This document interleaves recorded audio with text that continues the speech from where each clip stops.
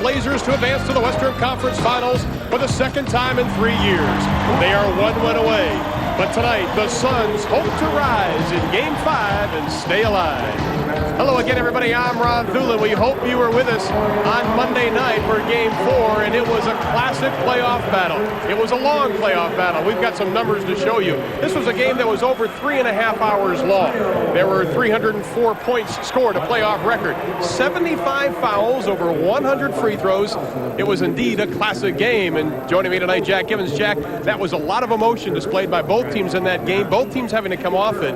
For Phoenix, you couple that with the fact that this might be Cotton Fitzsimmons' last game as head coach. Can they withstand that emotion? I'll tell you what, Ron, it's probably the best thing that could have happened was that the teams had an extra day off so that Portland could come down off of that emotional win and Phoenix could find a way to get themselves back up after what had to be a very devastating loss to that ball club. I look for them both, though, to come in here and play. And it's interesting talking to both teams. No one knows what to expect. It could be a blowout either way. But I think it's going to go right down to the wire like the rest of them. Well, Jack, Rick Adelman told us prior to Game 1 that this would be a guard series, and we have seen 4 of the finest. Yeah, I think it has been, Ron. And I tell you what, you look at these numbers and you can tell very quickly that that is where most of the points have come from. I think, though, Jeff Hornacek has to become more involved in the offense, particularly early in the ball game. He's gotten a lot of points late. I think they need his leadership early. Well, along with having Jeff Hornacek's leadership, this Phoenix team is a banged-up basketball team tonight. They're hurt in a lot of places. Hornacek has been injured just a little bit. KJ has that groin pull.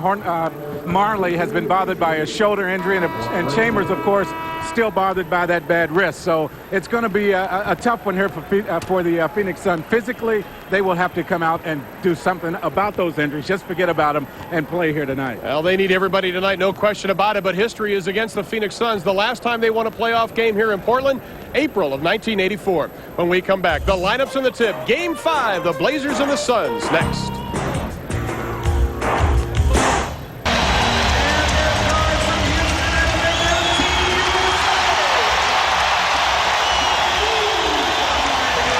12,888, the 677th consecutive sellout dating back to April of 1977. Let's take a look at tonight's Jeep Eagles starting lineups. The same starting 5 for both teams that they have had throughout the playoffs. And there are a couple of keys. Ken Lang, rebound. He had a good game 4, but Duckworth 8 points in overtime. Hornacek on Drexler. Drexler has been in Hornacek's back pocket. Porter and Johnson have virtually played to a standstill. And those are the lineups we'll be keeping an eye on tonight. The officials tonight, we've got Jake O'Donnell, one of the best, Steve Javie, and Danny Crawford will be calling it. Ron, it's going to be real important for the Phoenix front line not to get in foul trouble in this game. When they do that, that brings Marley off the bench, forces Hornacek to play the small forward position, and Jerome Kersey has been really taking advantage of that matchup down on the low post. So they must stay out of foul trouble. Why Drexler named to the Olympic team, and Cotton Fitzsimmons, his 19th year as a head coach in the NBA. Those are his playoff numbers. He has 805 regular season wins, 7th on the all-time list. And Cotton has told us, as Kevin Duckworth closing the years, he said, hey, I haven't thought about this being my last game. But, Jack, honestly, I think a coach has to say, this might be it. But I suspect in the next year or so, Cotton will probably be in the NBA coaching again. That seems to be the consensus of everyone that knows a whole lot more about basketball than I do. Cotton says so. He's looking forward to his position next season, leading his team into their new arena. He is going to enjoy that position while he's there. The key in this game for Phoenix might be the first 10 minutes, the first quarter. Yeah, I think they have to come out and be very aggressive early. They have to take it right to Portland. They don't want this crowd to be a big factor in the outcome. Also, with the emotions playing in this ball game, if they get down a big lead early, the tents may start folding. Well, they want to get Lang in the offense early. Drexler to Williams. Count it.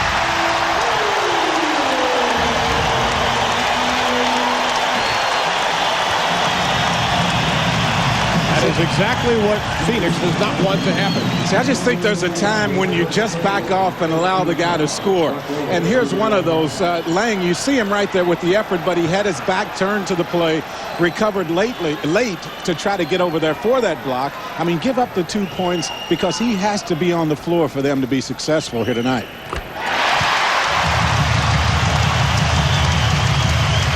Three 3-0 lead. Kevin Johnson pushing it down quickly. Perry way up top. They're looking for Johnson down low. Perry inside the paint. The running right-hander won't go. Drexler back out front to Porter. Had a sensational series so far. Williams doesn't get it. And we're seeing Phoenix quickly get down court. Portland not. Lang loses it. Great save by Drexler. Great defensive play by Clyde that time. The quick hands. Porter for three. Take that to the bank. Not the kind of start Phoenix wanted to see on either end of the floor.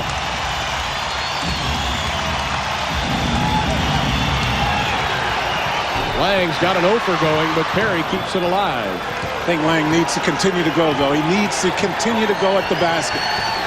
Fitzsimmons on the far side, arms folded. Ceballos inside. The basket won't go, but he does draw the foul.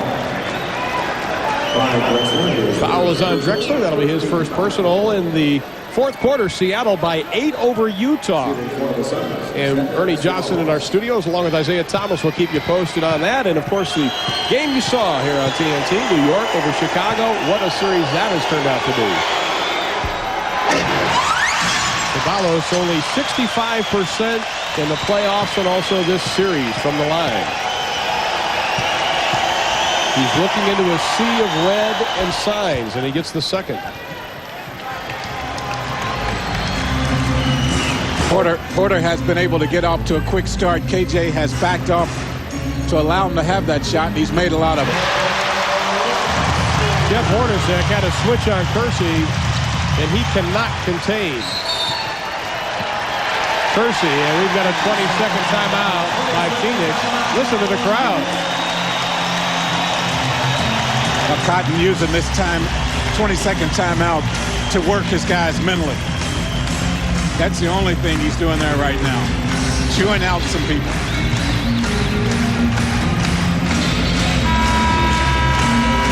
There are thousands of signs in the arena tonight, some creative. Both teams took off Tuesday, Jack. Neither team practiced. Yesterday, Phoenix tried to have a practice before flying here from Phoenix. But they really couldn't have a practice because, as you mentioned, Lang had to go to a hospital for x-rays on his back, which proved negative. It was a back spasm. And still, you have Lang, Marley, Kevin Johnson with a groin injury. He wouldn't have even played if the game was held yesterday. So maybe the day off, what did it do for them? They didn't even shoot around today. Gave them some time, definitely, to try to recoup from those injuries. That's the guy right there that has to get going. And that lucky bounce right there might be the thing that gets him involved mentally in this game. Drexler posting up, kicks it off to Williams. The finger roll goes for Buck Williams. I like the way Portland came right back at Hornacek, forced him to play defense on Clyde after making the shot. After the double team, Perry loses the handle. That is the first turnover of the ball game. Phoenix only 6 turnovers in the double overtime game, which is remarkable. The running jumper by Porter, nothing but air. Porter's going to say he got bumped that time, but KJ did a real good job defensively. Perry has too much time to think about it, so he takes it inside. Uses the left hand effectively. Perry with his first field goal of the ball game, and the Suns pull within 5 at 9:14 in the first. Tom Chambers already up off the bench. I think he'll come in for Perry. It's been a difficult thing for Cotton to try to figure out which Tim Perry was going to show up to play, and Tim got off to a slow start here, and I would say Chambers will come in at that position. Perry from 19, and he's got it. So the slow start's starting to heat up. Right. With 4. 2 quick baskets right there, but, Cotton just feels, I'm sure, that he doesn't want to have to use so much energy to try to get him motivated. You see Cotton Fitzsimmons on the top of your screen. He just yelled at Chambers. He may be coming in for Ceballos now. Yeah, maybe he might change and leave Perry in there since he is working a little bit harder. Drexler, the quick turnaround won't go. Ceballos tips it to Perry. 5-point Blazer lead inside of 8.5 of the first quarter. Along with Jack Gibbons, Ron Thulin, Ernie Johnson, and Isaiah Thomas in our studios in Atlanta. Oh, you got to take that. Yeah, he missed his first 2 shots, so he's not even going to look for it now. Inside, great pass. Inside from Hornacek to Ceballos. Yeah, Lang has to put that shot up. That's why I said it's important, even though he missed his first 2 and 3, that he continues to look for those opportunities to score.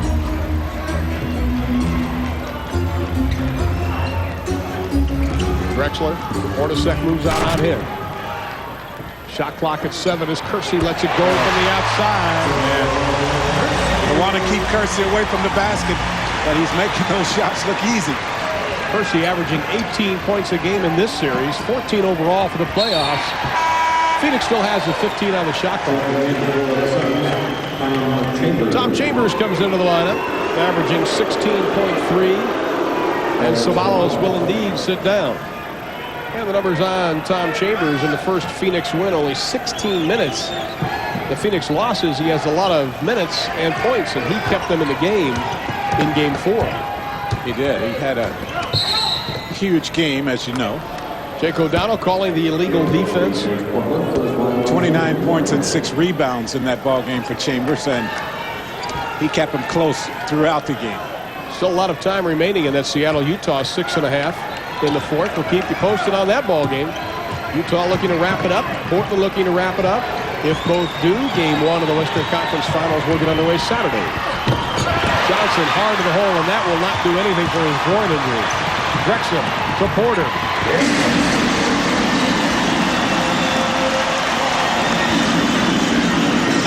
Nice in the open floor they are. Porter averaging 27 against Phoenix.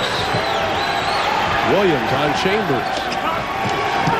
Perry, they look very, very shaky offensively, Phoenix does. I'm not sure what they want to do with the ball as Hornacek finally loses Clyde Drexler. He made a quick move towards the basket. Got Clyde leading one direction. And Johnson is down. Ball goes out. Portland has it. 17 on the shot clock. And we've got a timeout. 6:45 remaining in the first. The Blazers lead it by 5. In the first, the Blazers up by 5, and Kevin Johnson playing with a very sore groin, and he took a nasty spill going to the hole, but quite frankly, Portland is not worried about him scoring a lot of points. They would like to see KJ have a game where he scores 30, 35 points. The reason being, if he is scoring the points, the other guys are not involved in the offense. The problem is, as you look back to the game that Phoenix won, he had 16 points and 16 assists in that game. And Rick Adelman does not want to see him have 16, 18 assists because Portland will lose that game tonight if he does. You saw that field goal percentage in Game 4 where Portland was able to go into the locker or go to the second quarter leading 42-29, 74 first half points. On Portland, we're going to jump it up.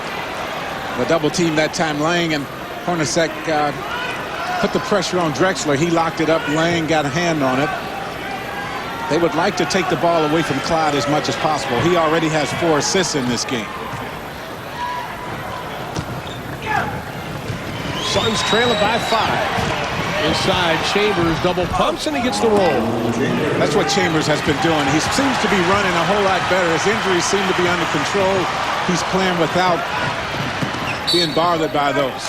And that'll be a backcourt violation. We've got 6:22 remaining in the first. The Suns have cut the lead to 3. Now let's go to our studios and Ernie Johnson for a little bit of bonus coverage. Ernie? Thank you very much, Ron Thulin. They have got a great one going at the Delta Center where Seattle is trying to stay alive in that series. They trail 3-1, trying to win on the road. Jerry Sloan's Utah Jazz trailing by 2 with about 5 minutes to go. Let's go to Rod Hundley and Ron Boone. So it's the first time it's been called Sonic's ball. Here's Pierce for 3. Looks good, but it won't go. Rebound, Corbin. Over to Stockton. The Jazz can catch up right here. TNT has joined us for bonus coverage. The Jazz and Seattle, Game 5. Sonics up 94-92. Stockton to the alley. The big Mark Eaton up top. Carl. The mailman raises. Shot on the way. Won't go. Rebound knocked down. Picked up on Jeff below. Shot blocked out of bounds. Jazz ball. 22 seconds on the shot clock. Rod Hundley along with Ron Boone here at the Delta Center is George Karl, the head coach of Seattle, trying to get his team hang in there. They're down 3-1. And this last 4 minutes of this basketball game will turn into the battle of the boards. You know, you have to remember the Sonics have blocked now 16 shots. All right, the ball into Stockton on the angle left. Stockton with 13 assists, 16 points, and 2 3-pointers. Karl Malone the screen. Stock dances behind it. Stockton doubled up. Holds and looks. Over the left corner, Corbin. Tyrone looks to Karl. He's got him low. They're doubling. To Stock for 3. The shot. Up, no good. Eaton tips, won't go. Corbin tips, no. Rebound out of bounds. Seattle ball. The Jazz had the opportunity, but she wouldn't go down. 4 minutes and 5 seconds left. Sonics lead by 2. Tate McMillan. Hibbity hops up top. Stockton with a hand check. McMillan at 6'5", right side angle to Ricky Pierce. Low to Benoit Benjamin. Across the middle. Stock strips it away. Picked up by Eaton. John Stockton. Here's Stockton with the ball. Stockton right side to the mailman. To the hoop. Get up it goes. It's gone. We're tied up. Karl Malone with 36 points. Stockton the assist. McMillan the foul. And there's no way as John Stockton comes up with a great steal there. Mark Eaton was able to pick the basketball up. Now John pushing the basketball ahead of the defense, feeding Karl Malone, who shoots off the wrong foot and right off the pass, forcing Nate McMillan to foul. The Jazz have a chance to take the lead here with 3:45 left. Karl Malone, 16 out of 17 at the free throw line. He's got 36 points, 12 rebounds. Free throw, good. The Jazz take the lead, 95-94. 3 minutes and 40 seconds left in the game. Nate McMillan on a weave to fast Eddie Johnson. Eddie backs in on Corbin to the free throw line. Fear right, jumping up, round the rim, won't go, he's fouled. Eddie Johnson shoots 2. Foul Corbin. That's his 4th. By the Jazz, 4th team foul.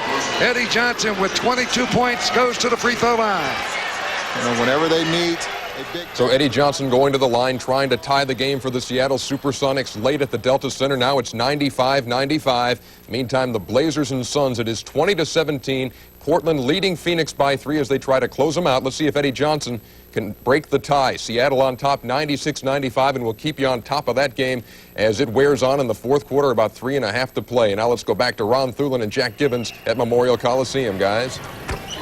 All right, Ernie, we have an excitement factor of 10 tonight, I think, between the Knicks in Chicago and Seattle, Utah, and our ball game here.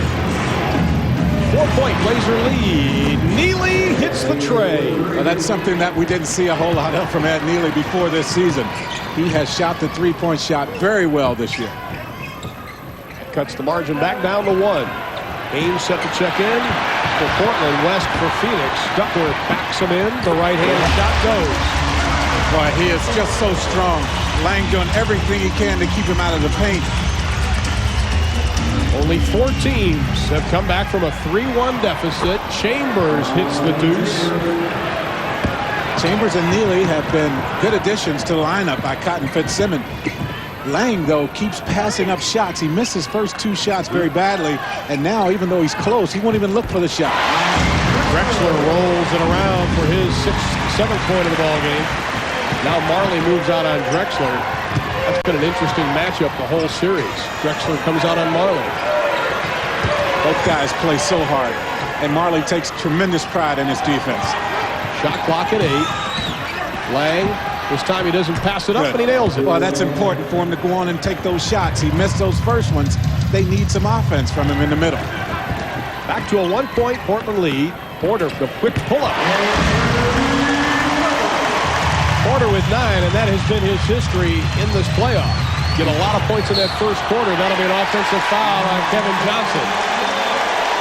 That's his 2nd personal foul, and I think that was a pretty good call.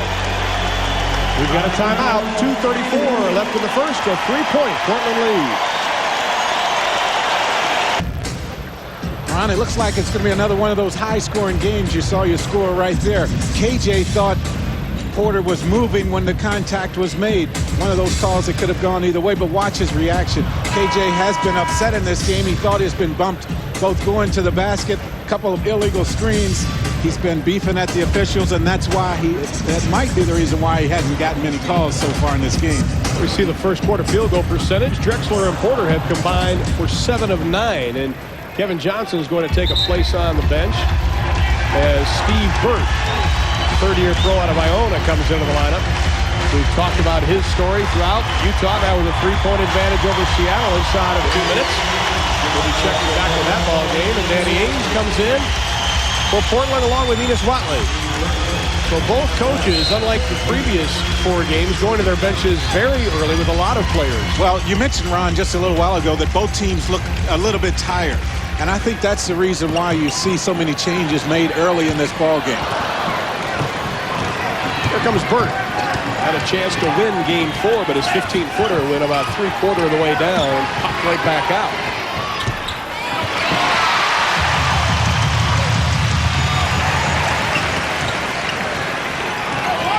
Watley off the pick by Robinson. Duckworth working on West. They had a great game in game 1, and Duckworth gets the best of West. I kind of thought you would see Phoenix throw a couple double teams at Duckworth first to see how he would handle making the outlet pass, especially when you consider that he has been able to post up and has had some success down low. Marley inside to West. The turnaround by West won't go. Chambers is there for the follow. He draws the whistle. See, Duckworth is so strong down low. You'll see him on the low block here, and West is doing everything he possibly can to keep him out of there, but he's getting close in. You might see a double team the next time he posts up.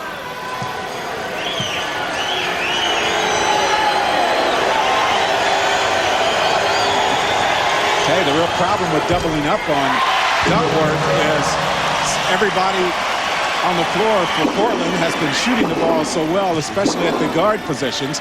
Now they might leave Watley and with Burt allow him to go down and post up, double up on Duckworth.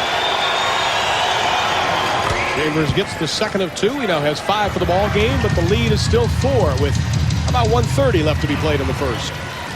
Cotton did not want his team coming out, he told us last night, like a caged lion. They're coming out very tentative, however. I'm sure that's not exactly what he wanted either.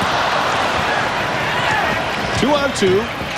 Burt to Hornacek to West. And Clyde Drexler comes from way down court to slap it away, but we have a foul. I thought Jeff Hornacek had a pretty good look at the basket that time. He gave it up to West. West will get to the line, but see right here, Hornacek, especially when you consider he needs to be effective offensively, passed up an opportunity there to score a couple of points. The foul was on Ainge, his first. Drexler got the ball clean. Now Phoenix, who is shooting 84% from the line in this series, having trouble tonight. Utah still leading by 3, 1:25 left to be played. We have 1:14 left in the first quarter, and as Mark West misses the second, our score remains 29-25. Ernie? Thank you, Ron Thurland. Yeah, 103 to 100. Utah with the lead. You see 44 to go. Rod Hundley, Ron Boone.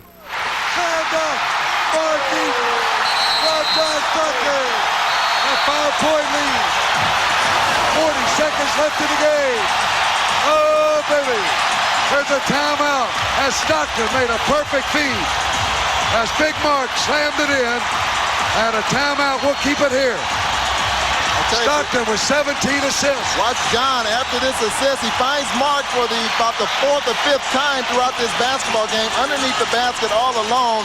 John, after the play was made, jumped 6 feet in the air because he knew that this baby could be over with.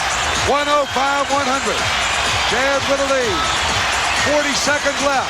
40 seconds away from the Western Conference Finals. That's Larry Miller, the owner of the Jazz. Hoops it up along with 20,000 fans.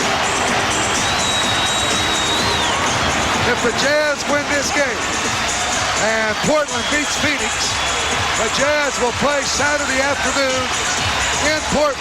We'll be on the air, radio only.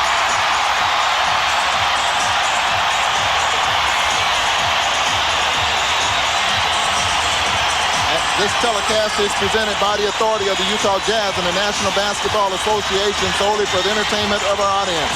Any rebroadcast, reproduction, or any other use of the picture, descriptions and accounts of this game without express written consent from the NBA is prohibited. I think we would like to say hi and good luck to Brad Pester, who's at the Mill Creek Youth Correctional Facility. And hello to Brad from the Jazz and his Uncle Bill. They smell victory. They smell the Western Conference Final Championship coming up. The Jazz, 105. Seattle, 100. Seattle's ball. They'll get the ball midcourt. 40 seconds left. Nate McMillan with Ricky Pierce, Dana Barrows, Eddie Johnson, and Derek McKee. Play the three-point line. You play three-point line in. Here we go. McMillan inbound. Nate McMillan. Up top to Derek McKee. He'll drive by Eaton. Knocked away by Carmelo. Off McKee. Jazz ball.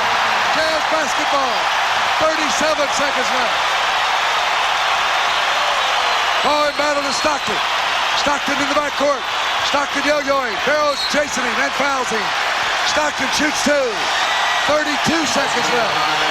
Wrestled from behind as Derek McKee trying to dribble through traffic. The basketball was deflected by Karl Malone, then off the knee of Derek McKee, giving the Jazz a chance that they haven't had in 18 years. John Stockton, free throw, good.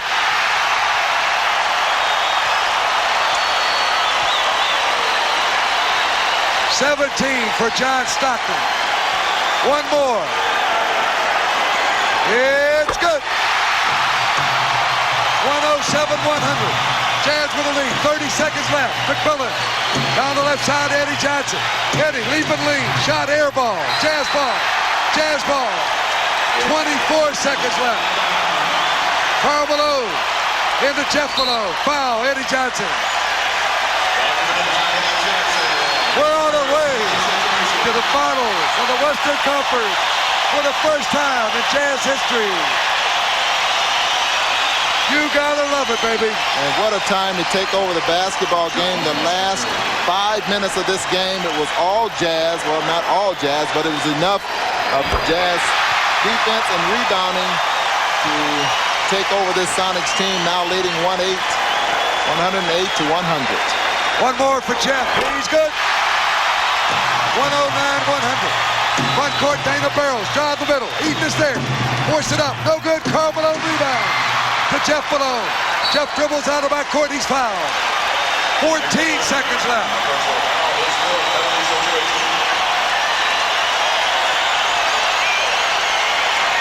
You know, I think George Karl, you can tell the looks of frustration on his face on the bench as you go down the line as the Jazz have put them away 4 games to 1. But what a series they played. And what a season they had. George Karl has done an excellent job of coaching this team, giving them the opportunity to play in this series against the Jazz. And you think relief, or how do you spell relief, is on the face of Jerry Sloan.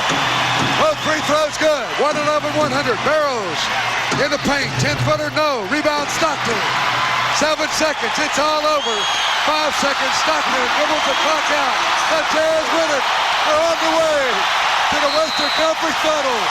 As Karl Malone goes across the way and gives a hug to Larry Miller. As the Sonic players come down to congratulate the Jazz on a well-played series. Well, we knew exactly what to expect playing this team. They did defeat the Jazz 3 out of 4 ball games during the regular season, and the Jazz knew this would Well, with TNT bonus coverage, you see a piece of history for the Utah Jazz. They're in the Western Conference Final after defeating the Seattle Supersonics. Meantime, it's Blazers 35-31 at the start of the second. We'll take you back after this. We're back at the Memorial Coliseum in Portland, Oregon, where Cliff Robinson's first of 2 free throws has given the Blazers a 3-point advantage. We are at the 10:58 mark of the second quarter, along with Jack Gibbons, I'm Ron Thulin. And Jack, a couple things stand out so far after just a little over a quarter played. Kevin Johnson still on Phoenix's bench. Is one. He has not scored a basket, only 4 assists. He's sat out a lot. And the fact that Phoenix looks just not very comfortable offensively. They're not doing what they've done in 4 games. They look like they're guessing a lot here in this ball game, unsure of themselves. This lineup not working real well together, and Kersey comes right back after missing his shot with the steal. Just out hustling Marley for the loose ball, and we'll have an offensive foul. That'll be on Danny Ainge, his 3rd personal already. Ainge trying to take the ball to the basket, not really his game. He had a shot from the outside, passed it up to try to get closer. But you're right about Phoenix. They're just not sure of themselves. But look at the score. They're still right in this ball game. And they're doing without Kevin Johnson. Savallo's basket gives him 5 for the game, and it's a 1-point lead. So we talked about the emotion at the top of the show. Both teams a little flat, a little tired. Not really in sync offensively, although Portland has shown a great deal more patience than Phoenix. I think you're right. KJ was bothered by that groin pull, although they're not working on him over on the bench. I don't think that has been his problem so far in this game. Not a good outlet pass there.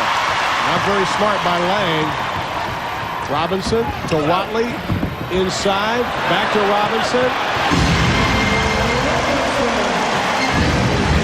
Well, Portland, that's been one thing they've done in this whole series, taking advantage of Phoenix mistakes. They've turned the ball over a lot, and it seems like Portland has scored at a high percentage of those turnovers. Great interior passing. Savallos as the shot clock goes down to 7. Marley with the shot clock winding to 3. Puts it up and he drains it. Big shot there, and Ainge had to back off. He has 3 fouls already. You think Marley would want to take Ainge to the hole if he's got 3. Robinson swings it around to Kersey. Back to Ainge. Marley chases him. Trevor. They're jumping up. I thought Ainge shuffled his feet that time. Jack, this has been a very, very tight series. The numbers pointed out. How about in these 4 games, only 4 points separate the two teams? Look at the rebounds, the turnovers exactly. Free throws, only 1 more made by Phoenix. It's amazing that these numbers can be this close, but they have all been close ball games. And then if you add field goals made in there, Portland has made 182 field goals. Phoenix has made 176, so just a 6 field goal difference there. And that, you're right, this has been a closely played series. Chambers comes out. Perry comes back into the lineup. Cotton Fitzsimmons going with lineups that we haven't seen in the first 4 contests. Yeah, this lineup on the floor, we haven't seen it a whole lot. And I guess Cotton is delivering a message to KJ by leaving him over there on the bench so long. I mean, that's all I can figure there. Cotton doesn't like the effort and making KJ sit there and think about it just a little bit. Well, Andrew Lang called for pushing Danny Ainge in the back. He picks up his second. Enos Watley sits down. So now Portland goes with Williams, Porter, Drexler, Robinson, and Kersey. Just about their starting 5. Savallos, Hornacek, Lang, Perry, and Marley for Phoenix. Outside 3-1 go. Phoenix +4 as far as points go without Kevin Johnson. The no-look pass by Hornacek, swatted away. Porter goes into the stands hard. Showtime, folks.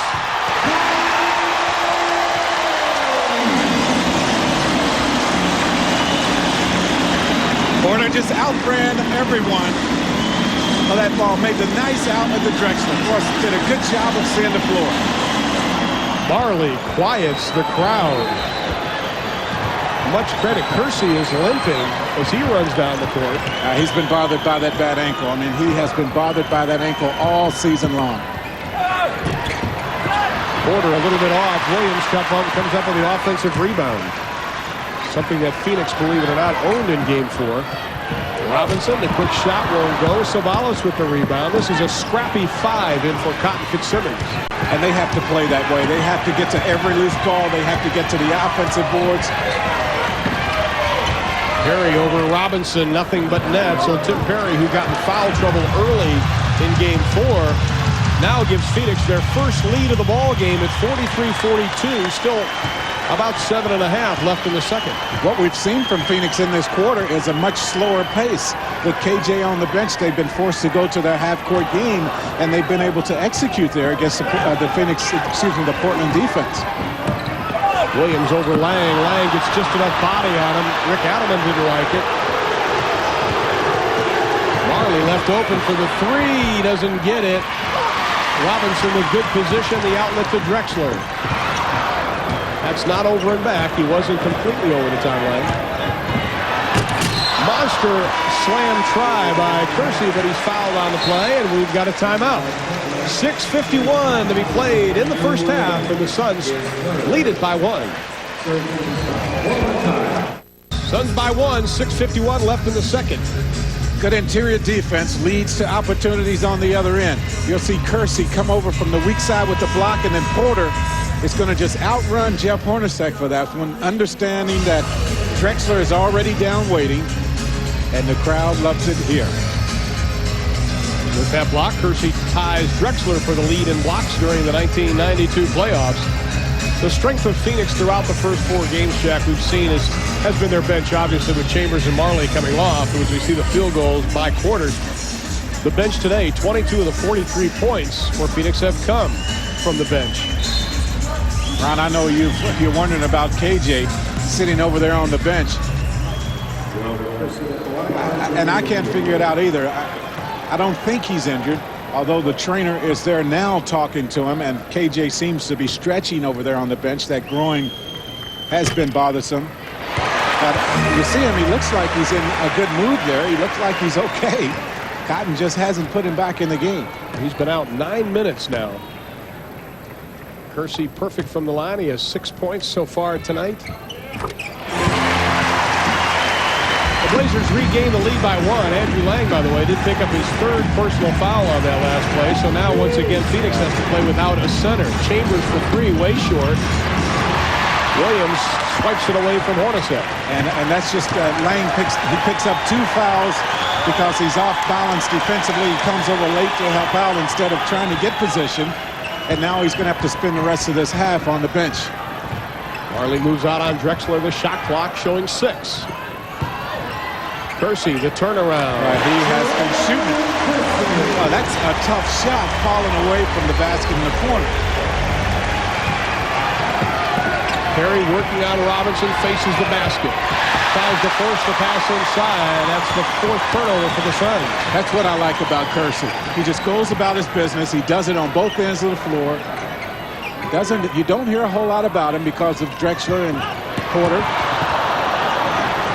KJ now up off the bench for Phoenix. He'll be checking into the next dead ball, which will make Phoenix's lineup even smaller.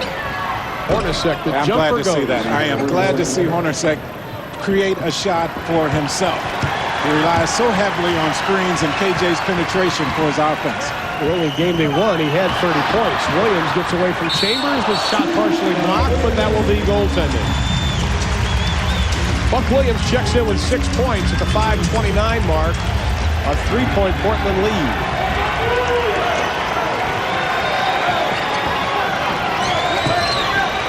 Hornacek to Perry. He read the double team well. But Phoenix still guessing a lot as to what they want offensively that time. Perry was late rolling to the basket out of that pick and roll. He was open the whole time. He just hesitated enough to allow the defense to come over. Left open, Kersey takes Ceballos up off the air. He misses the jam, and he goes down hard.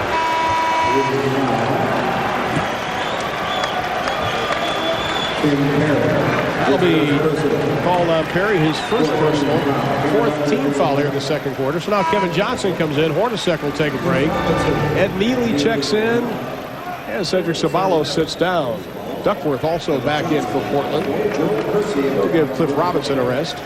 Phoenix has to go bigger now, so they put Ceballos on the bench, come back with Neely so that he can match up better with Duckworth down low.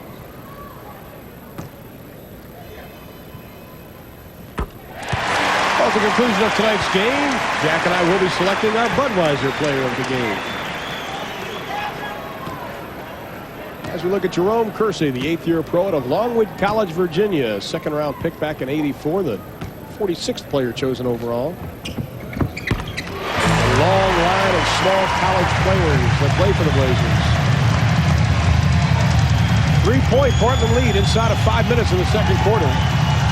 KJ has not been able to break Porter down, has not been able to get to the paint. Neely to Chambers, goes up with a couple fakes. The glass was not kind to him. They forced him to change his shot up. Kersey to Porter. Oh, that's nice. You have 4 guys on the floor for Portland that can handle the ball if need be.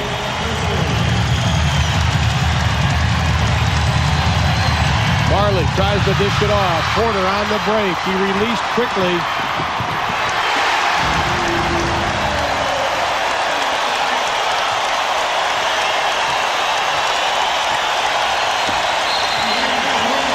Timeout, Phoenix.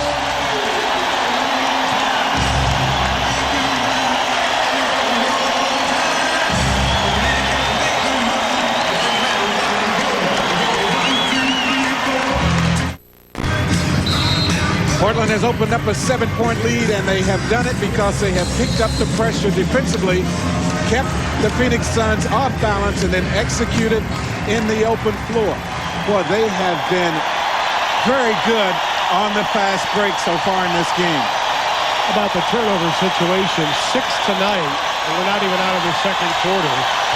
6 in a double overtime game on Monday, and it is extremely loud right now. As I mentioned, Portland this whole series has done a real good job of taking advantage of those turnovers and getting baskets on the other end. Dan Marley, who struggled in Game 4, has come alive tonight. He has 8 for the ball game. And this crowd can get extremely quiet. One writer penned it, the quietest sellout in the NBA. Marley, a little behind the back pastry, comes up with a loose ball, dishes inside, and Phoenix quickly with 4 unanswered points. Perry with 10. Well, I think the way Portland plays at times gives them reason to get real quiet. I mean, they can look great, as you saw during that little stretch where they got their defense turned up, they scored easy baskets, and then they can give up easy baskets also.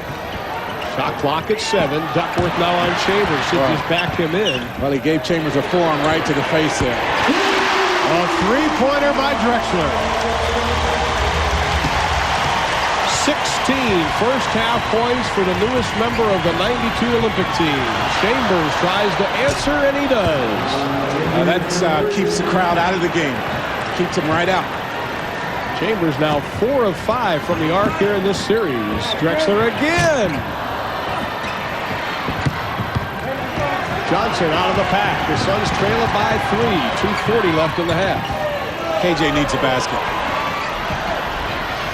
Everybody looks afraid to shoot for Phoenix right now. I mean, they're passing up so many scoring opportunities. I mean, good looks at the basket. And they end up with a shot like that, which is not good. Not a good look. Hornacek wants to get back into the lineup. Drexler quickly down court. Duckworth. The last couple minutes, though, every shot for Portland now coming from the outside. They are not at their best when they're a jump shooting team. Perry count the basket, and he draws the whistle.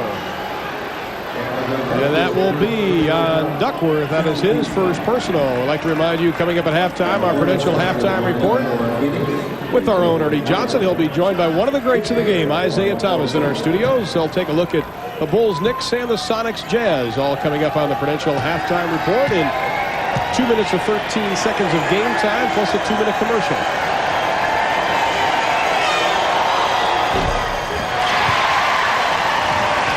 Perry stays at 12, but the lead cut down to 3 as Ali Haji Sheik Robinson on the far side. I wonder if Abdul Nabi taught him that. I didn't know if you could pronounce that name or not. I thought it was pretty good.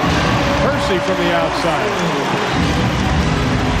13 for Kersey. His playoff high is 25. 4-5 from the field, 4-4 from the free throw line. And he comes up with the loose ball. Porter for 2. Well, I thought for sure he was behind the line. Rick Adelman did also, but 2 officials right on top of the play calls it the other way. Here comes the crowd again. Chambers loses the handle. Another turnover. That's 7. That's that defense I'm talking about. Kersey goes hard. Their ability to turn up the pressure, quick hands at 4 positions, then Duckworth with the big body in the middle prevents a lot from getting done down low. Foul was on Neely, his second. Watch how quickly the double team comes here. Kersey in there, and the quick hands.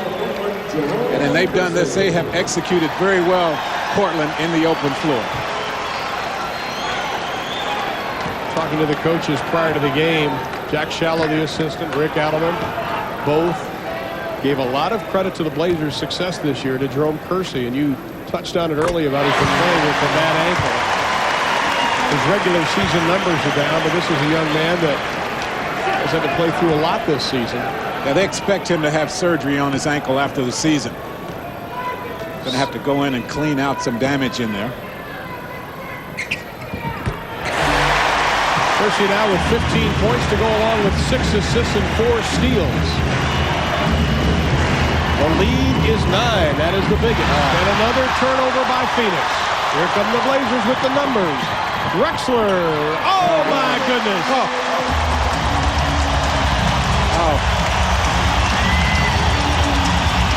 There it is again, another steal. Porter out hustling everybody. Cursor, Williams.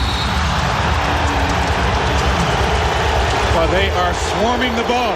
I mean, the Portland defense is all over the basketball. Whether it's a one-on-one situation or whether it's a double team. They're going to call, I think, a flagrant foul on that play. And the Sheik, no emotion, but I'm sure he's happy. That was indeed a flagrant foul, as Williams will go to the line to shoot 2, and Portland will get the ball out. That was Chambers' second personal.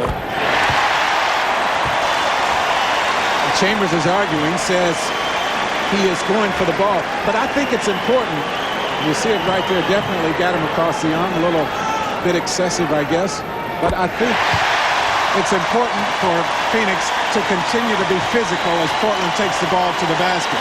They have to make Portland guess whether or not the contact is going to come. They cannot keep allowing it to be so easy for Portland going to the basket. And you see right there 21 fast break points for the Blazers. In the last 2.5 minutes, the Phoenix Suns have opened up a wound that continues to bleed. Marley slaps it away. Well, Phoenix hurries, they can get the 2 for 1, which is what they need. There it is, and Hornacek nails it. He has 10 for the ball game, and they will get the ball back, down by 11. I just can't believe KJ has not scored a point in this first half. Of course, he sat a long time over there on the bench, but he's not scored a bucket, only 1 field goal attempt. Duckworth sets a big hit on Johnson. Porter finds the opening with the left hand. It's just too easy. Porter was 17. Getting to the basket uncontested far too much. Kevin Johnson grabbed by Terry Porter. That is his first personal foul. Well, they had 1 to give, of course. So they had 1 to give. And with 6.2 seconds left in the half. Well, that's a smart point guard right there. Understanding the situation, knowing that they had foul to give. Barry lets it fly with 1 second on the clock, and he doesn't get it. We'll let the crowd take it in the Prudential halftime report as the Blazers lead by 13.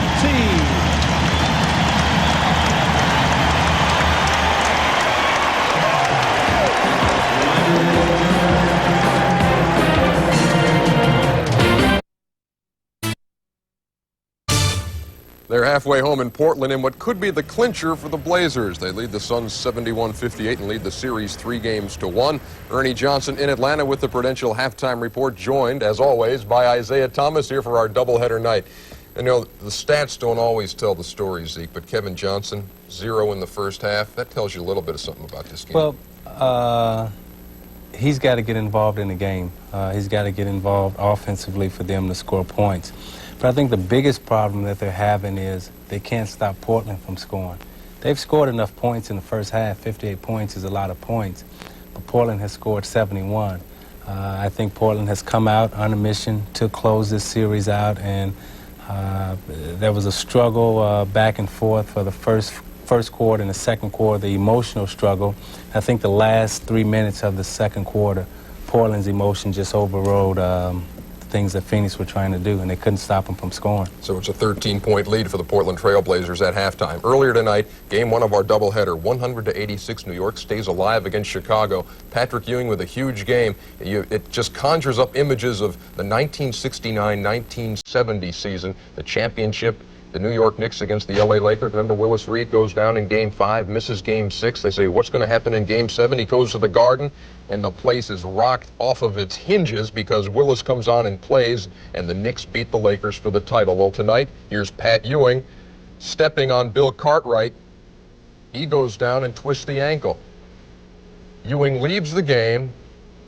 Will he come back? You know he will, because if they lose this game, the season's over. Ewing back in the ballgame, a 27-point night, playing on that bad wheel.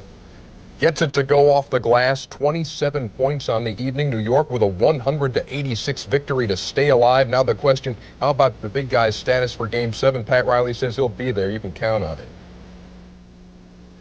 Maybe it's fate, you know, the fact that this is the first time that we've had a couple days off, so he's going to have 2 days, 2.5 days to be able to get treatment, and but he'll be there, you know, he'll be there.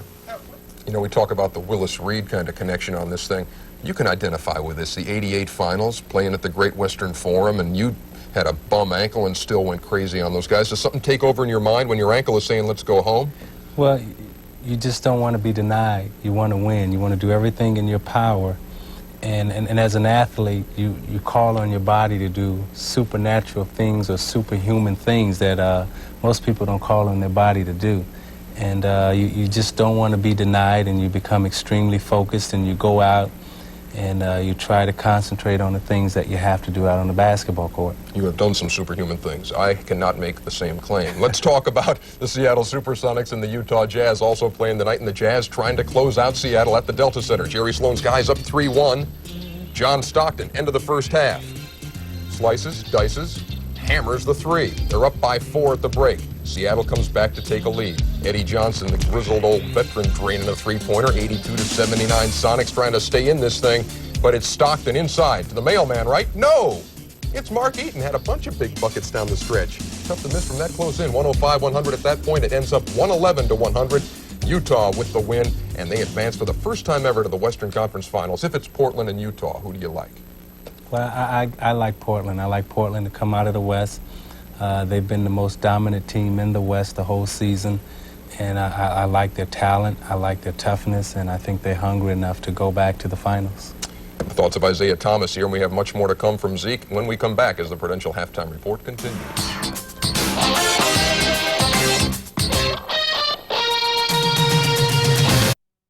'71-58 lead over the Phoenix Suns as they try to close out Phoenix in the Western Conference semifinal series. The Prudential Halftime Report continuing. Ernie Johnson and Isaiah Thomas back here in our Atlanta studios. I want to take a few minutes and just go one-on-one here with Zeke. No basketball involved. Yes, indeed.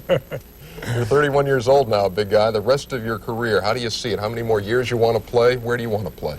Well, you know, I'm not smart enough to sit here and say, well, I'm going to play 2 more years or 3 more years, because I don't know how I'm going to feel at that age. I wish I did. And I wish I was that smart. I think I'm the type of guy who one day will wake up and just say, well, I don't want to play anymore. I'll play as long as I can play, and as long as I'm healthy, as long as I feel like playing. But I'm not smart enough to predict the future 2 years from now, 3 years from now, 4 years from now.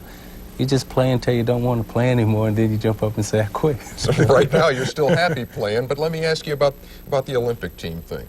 Does that hurt? You bitter? No, I'm not bitter at all. I think the Olympic Committee was faced with some tough choices, some tough decisions. They picked the best team that they thought would represent the United States, and all those guys who were picked on the team, you can't say none of them shouldn't be there. What if USA Basketball called tomorrow and said, you know, maybe we do need alternates on this team? Isaiah, would you come out here on this team now? What would your response be? Well, I don't know. You know, I've been asked a lot of hypothetical questions and a lot of theoretical questions, but you can't really answer those things until they happen at that time. But as I've stated all along, you know, I'm an American, and I'll do anything I have to do for my country. And I know that sounds like, you know, mom and apple pie and all that, but you know, as I was talking to you before, you know, it's when the troops went over to fight the war, and then in the Gulf. Saddam Hussein. In the Gulf. Yeah. You know, just because the first troops went in first and the second troops came in second, you know, you can't be mad who goes first and who comes second. You just go and you do what's right. And I just want to do what's right. Isaiah Thomas, we certainly appreciate you taking the time to come by Atlanta tonight. It's been our pleasure on this doubleheader Thursday night. Still to come tonight on TNT, Inside the NBA. Fred Hickman is your host. Doc Rivers is there. They'll have the entire NBA story. And then again tomorrow night, we are back with you. Game 6, the Cavs and the Celtics here on TNT, tipping it off at 8. Back for the third quarter in a minute.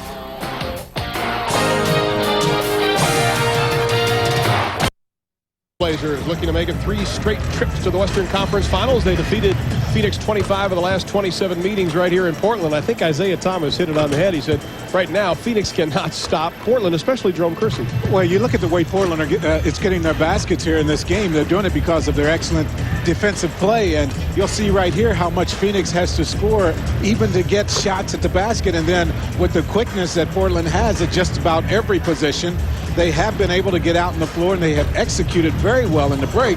So I don't know how you stop that. The way to do it is to put the ball in the basket. But watch right here. You'll see the nice defense come from the weak side. Kersey with the block. Porter playing all out. He's had an excellent first half of play with the steal here in the save. He understands Drexler's down on the other end. Gets him the ball for the easy 2. So these baskets that Portland have been getting in this game are baskets that Phoenix really can't stop other than putting the ball in the basket. Drexler with 18 points. You see the fast break points. Yeah. Right. They've been getting out there, and those are easy baskets.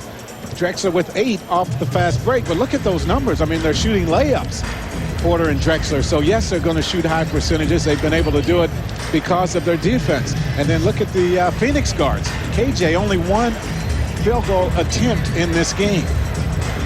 That was the key we talked about at the top of the show. And Phoenix at times doesn't even get a shot off. Well, I tell you, the way that Phoenix can stop Portland from getting out on the break is to put the ball in the basket. But watch here, this offensive set.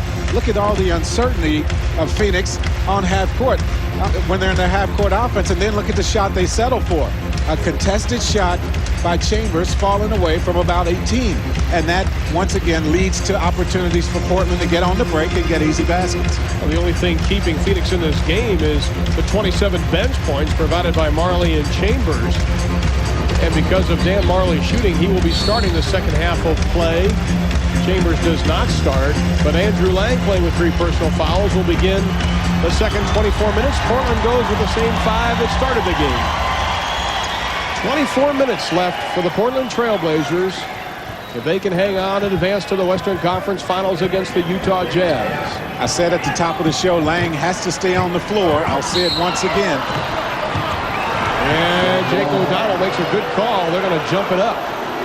Well, that's the kind of help you have to get from the weak side. Sabalas comes over with the block. Drexler had his man beaten that time, but the good team defense is the way Phoenix will be able to stop Portland from getting all those easy baskets. Drexler and Sabalos, they tap it when it comes down to about 3 feet.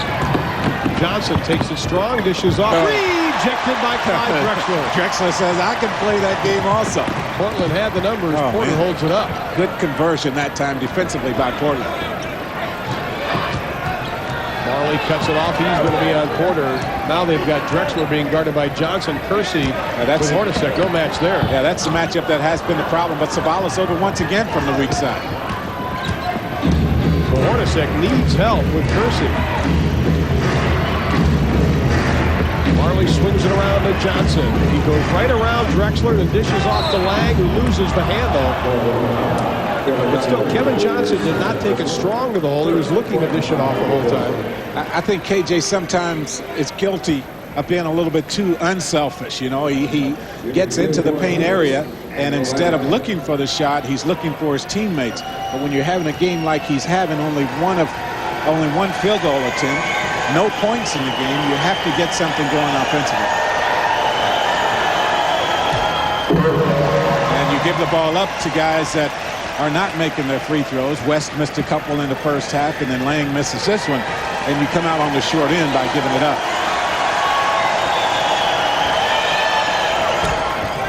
Lang gets the second. He now has 3 of 4, 5 for the ball game. 4 seconds inside of 11 minutes. It's a 12-point advantage. Now Hornacek moves over to Drexler. Now he switches on the switch to back to Kersey. Kersey just backing him in all the way. Better defense, though, that time by Phoenix. Ends up with an easy basket by Duckworth, who checks in with 8 points. The double team had to come. The rotation was late. Duckworth wide open. Marley from outside, and will go. Portland already with their biggest lead of the game, going to add to that. And look how quickly they get back. Portland, that just can't happen. Phoenix very slow converting, giving up easy baskets. 20-second timeout. The crowd loves it.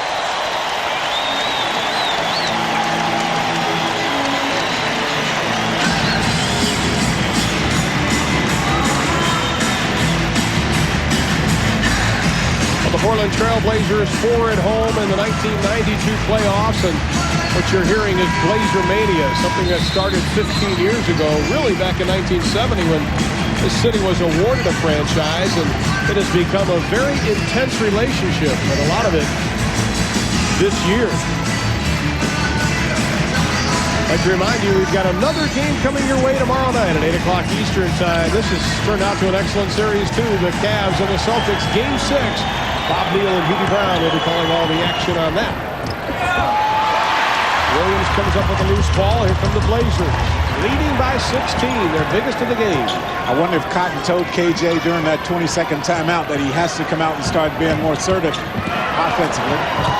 That's a problem Phoenix had early in the season. Kersey with an unaccustomed miss here in the game.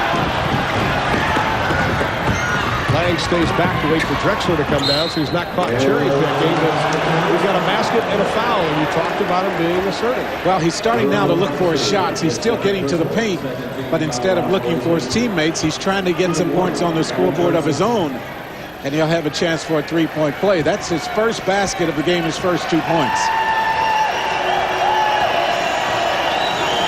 Goes in with the left hand. That foul was on Kersey, though, not on Williams. And Kevin Johnson, believe it or not, scoreless in the first half, has his first points of the ball game and cuts that Blazer lead down to 13. Cotton Fitzsimmons hasn't had a seat the entire game, and they throw it to him. And Lowell Cotton Fitzsimmons of Moberly, Missouri, doesn't come up with it.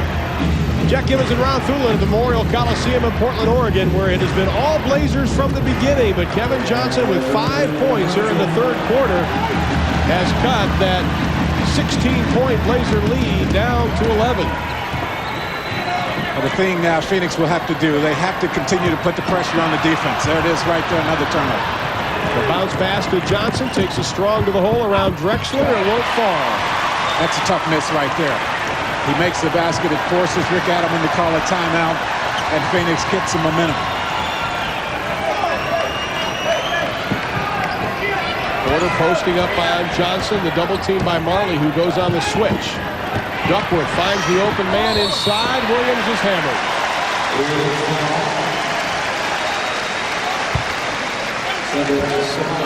Ceballos picks up his first personal, first team foul here in the second half.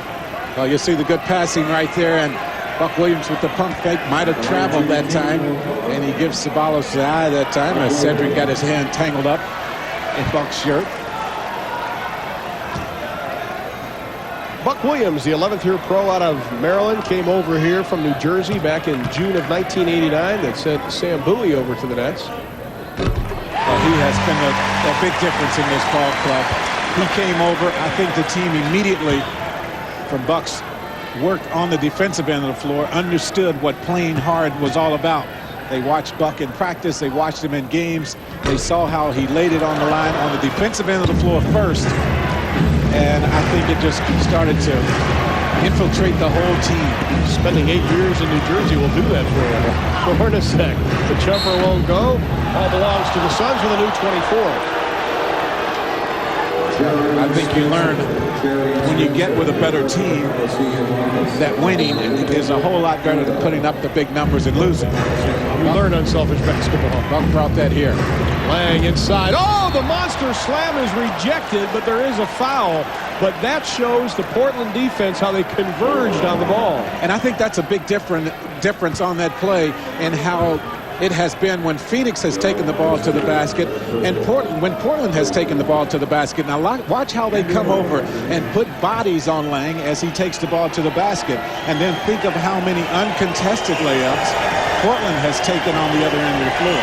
First, he picked up his third personal foul of the ball game. Lang with the line drive free throw. He's made 3 of 5, 4 of 5 from the line.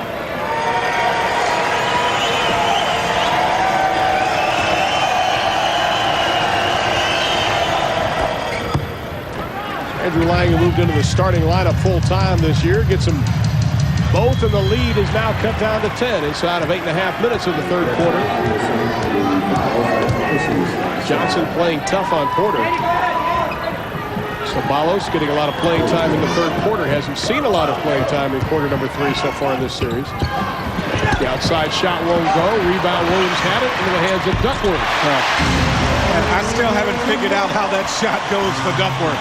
He gets it over in that one hand. He shoots it rather flat. But he makes it. And there's another turnover. The defense by Portland picking up once again. Drexler, hello.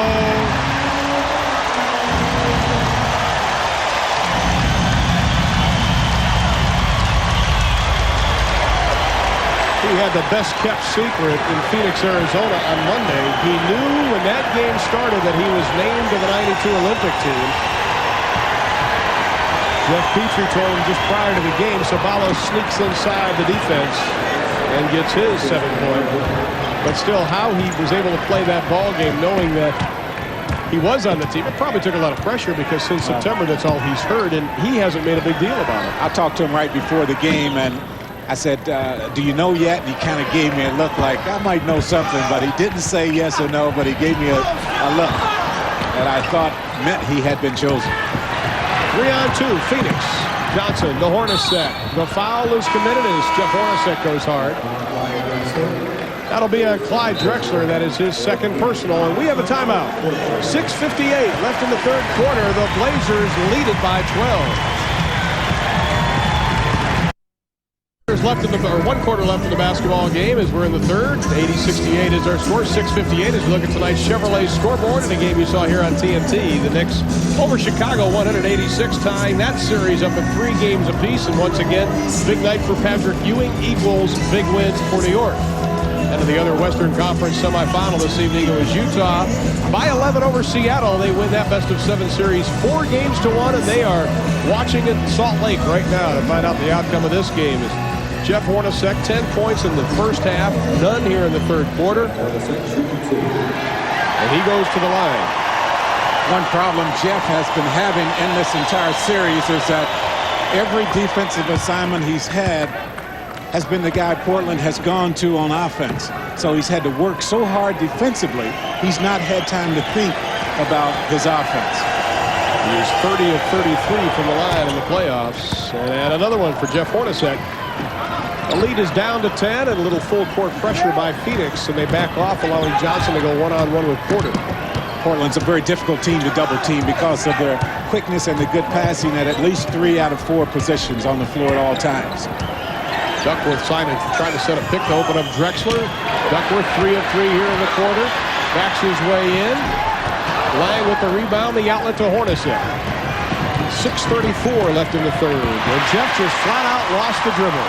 Clyde's played him very well the whole series. To Williams in a crowd, doesn't get it. Rebound, Lang had it, lost it. Johnson comes up with it, and then Williams commits the foul. That will be his.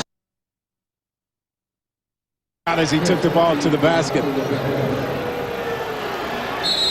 That is the 15th foul. And we'll go down the other end and shoot it. So for 6:21, Phoenix will be at the line. But see, I think that last possession by Jeff Hornacek is a real good example of where this series has gone. I think Clyde has played him about as well as he can be played. He's had to work at everything, and as soon as he sees Drexler coming at him, he starts to guess. He starts trying to figure out what I can do to get open, and he kicked the ball right away. And this is something you don't see Jeff Hornacek do very often. Look, he hesitates right there, and he sees Clyde come over. Clyde squares him up, and then he kicks the ball away. Johnson stays perfect from the line at 3 of 3. Cuts the lead down to 8. You see the time remaining in the third. Something we haven't seen in the first 4 games is Kevin Johnson picking up Terry Porter very early. He's trying to force some turnovers. He understands that they have to get some baskets on the other end, some easy baskets. They just haven't had many in this game. Illegal defense, I'm sure, down low. The first call on Phoenix. There was an interesting battle going on when Jeff Hornacek trying to guard Clyde Drexler down low. Now that's a little bit about what I'm talking about when I say Hornacek has had to play on the defensive end of the floor. Everyone that he plays, Portland goes at him because they know it's important to keep him out of the game offensively. Williams being guarded by Marley. This is off to Duckworth. Gets Sabalos in the air. Doesn't get it. The return by Kersey. The margin is 10. Ceballos tries to dribble through a crowd, and we have a foul call.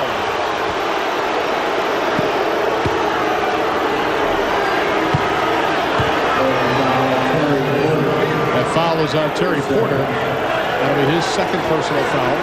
Phoenix trying to push the ball back, try to get something quick.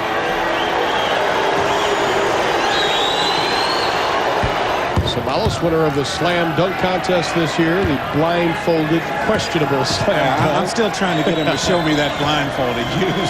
He doesn't want to talk about it, though, but I said, I want to see that thing. But he's done away with it, he said. I don't have it anymore. I bet he doesn't.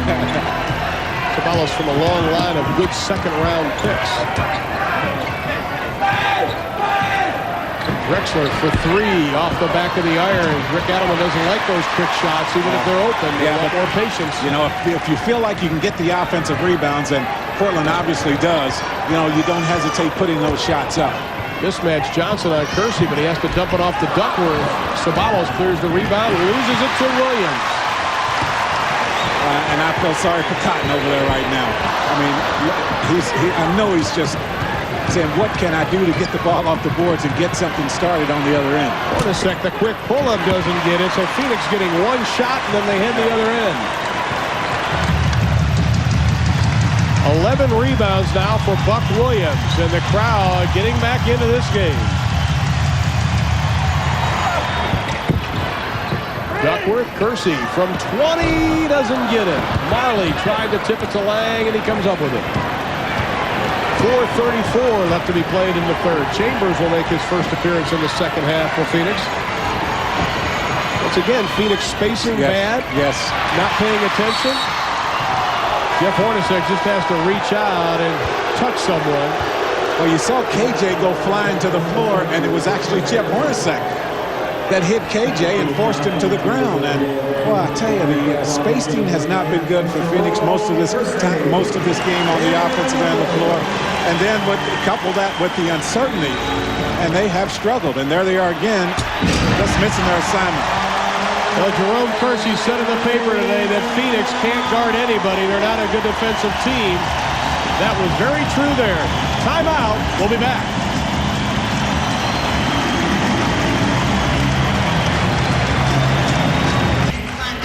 Portland with a 10-point lead, and it has been physical for Kevin Johnson in this game. Phoenix has been forced to switch a lot, but look at the forearm to the chest. Kersey just continues to push KJ to the ground. No call there by the officials. And KJ upset with the rough play and with the lack of calls, as you saw right on that play. There are the turnovers already doubling game 4. Portland cutting it down to just 10. The only thing keeping Phoenix in this game during the third quarter, free throws are 10 of 11 as Portland only 1 of 2. Chambers way short. Marley battles and then loses it. Dan Crawford blows the whistle. Well, I think that's a good call. I think Portland is, at this point, outplaying Phoenix. They're playing more aggressive basketball, but they are getting pushed around a lot, and the officials have to get control of that before we have a flare-up out on the floor. And the other thing, Ron, is it's just a 10-point game right now. And Phoenix, as badly as they played, makes a run right here, and this lead can go very quickly. Very reminiscent of game 1, believe it or not, I think, because they played so poorly and they trailed most of the game. Made it a tight game in which Tom Chambers makes the shot. This is a completely different series. You think about how close the calls have been. The jump ball in game 1 that was called and really wasn't a jump ball, should have been a foul. Chambers getting a good look from about 10 feet. Porter, Enos Watley will check into the lineup. We've got a whistle and a traveling call, and that might be the break that Phoenix leads, only down by 8. Well, Porter's going to say he got fouled on that play, but he did shuffle his feet as he tried to take the ball to the basket. And Ainge out, Watley in. 8-point Blazer lead, 3:45 left. Ceballos on Robinson. The turnaround with the right hand won't go. Tough miss right there. They got the shot down low. And Portland will set it up.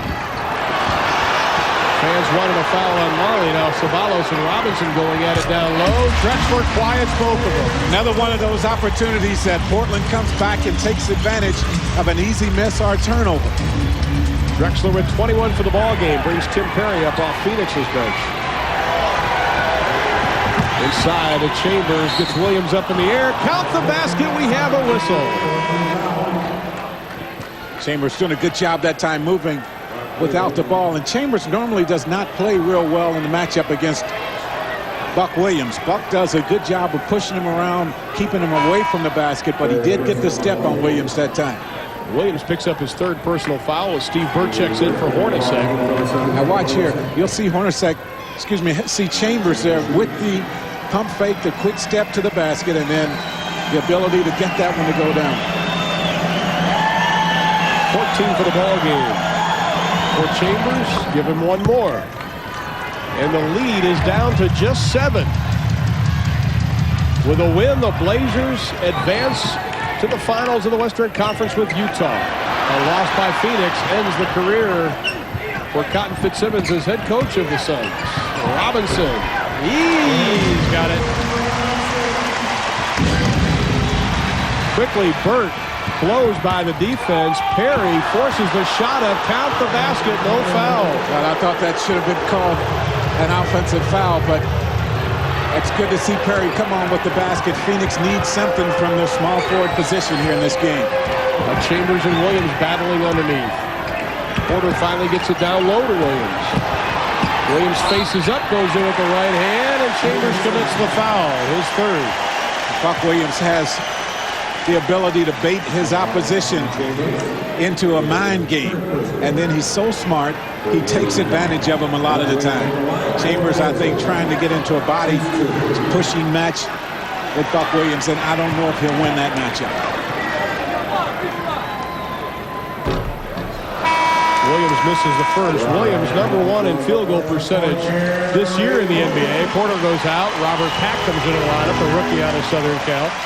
9th all-time overall, and Buck Williams is a player that has never shot less than 52% from the field. Tell you what, with this lineup on the floor, I'm talking about Portland's lineup now, especially at the guard positions. You have Watley and Pack.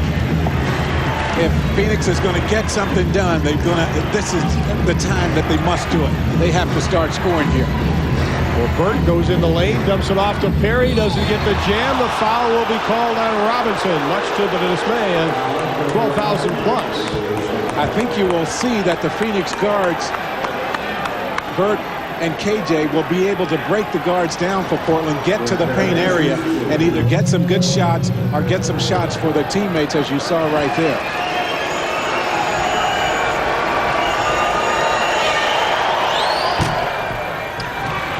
That ball likes the rim. Now watch KJ here. He's going to get the ball to Burt, and Burt's going to continue down the paint, and you'll see a lot of that the last 2 minutes, I think, of this third quarter. Penetrating and getting the ball to the guys for easy opportunities. Tim Perry, who played only 46 games last year, came on strong this year, got in the starting rotation, really blossomed his career, and was able to cut the lead back down to 6. Good ball movement by the Blazers. Watley turns down the shot. Back to Watley.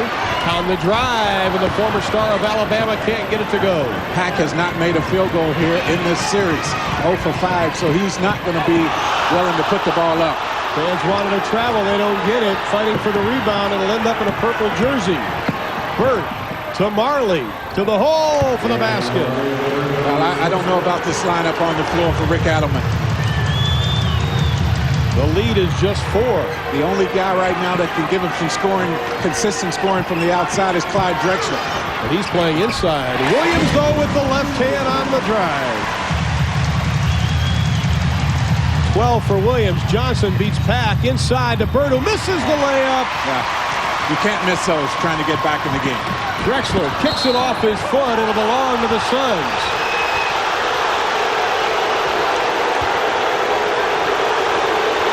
Clyde just turns and glides away. Well, smart play by Clyde. He thought it hit one of the Phoenix players as it went out of bounds. Jake O'Donnell right on top of the plate, did not hesitate in calling it the other way. Not in the least. Johnson, the pull-up jumper. Good defense by the rookie from Southern Cal. Kevin wanted a foul. Here comes Drexler. Trips around Marley, doesn't get the basket. Well, Clyde knew he was going to get the call. He knew he was going to get it. That's why you saw him put it on the floor. Didn't look for anyone. Just took the ball right towards the basket. He argued that last call got the officials' attention directed right at him. And he knew they would have to call it one way or the other. And yes, it did hit Tim Perry. At least it looked like it from that angle. Well, I'm sure they're cheering at Drexler's Barbecue, one of the great places in Houston, Texas right now. Not only did he get the Olympic team, he's having such a fabulous year. 4th in the NBA in scoring, and this year he's really getting the recognition on the cover of Sports Illustrated, a big article in Sporting News. Johnson from outside, that was ugly. Pack beats everybody down court. Terrible shot. Robinson counted, doesn't get it. How did he miss that? Well, Phoenix very lucky, very fortunate that they didn't get hurt by that shot by KJ. Watley in the back pocket of Burt. Johnson's going to get tied up. Once again, Phoenix looking like they're not sure what to do offensively. Nobody's moving. And Portland just tosses it away. Not exactly the well-tuned machine we saw on Monday. Hornacek back in the lineup for Phoenix. Perry will sit down as Cotton Fitzsimmons again goes small. He's trying to get, he got Jeff in. Hopefully Jeff can free himself up for a shot. He's not been able to do that, though, against Drexler much in this series. And Robinson with another block. And that's the way we'll end the third quarter of play, but it wasn't a bad quarter for Phoenix. They cut that 13-point halftime deficit down to 8. 12 minutes left for Portland and a possible place in the Western Conference Final.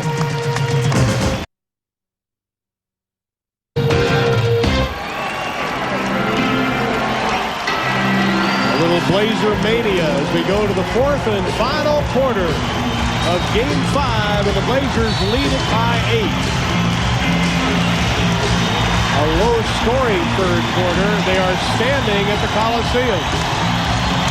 The real important thing right now for Phoenix is to understand that they are still in this game, and they have to make sure they get good shots at the basket every time.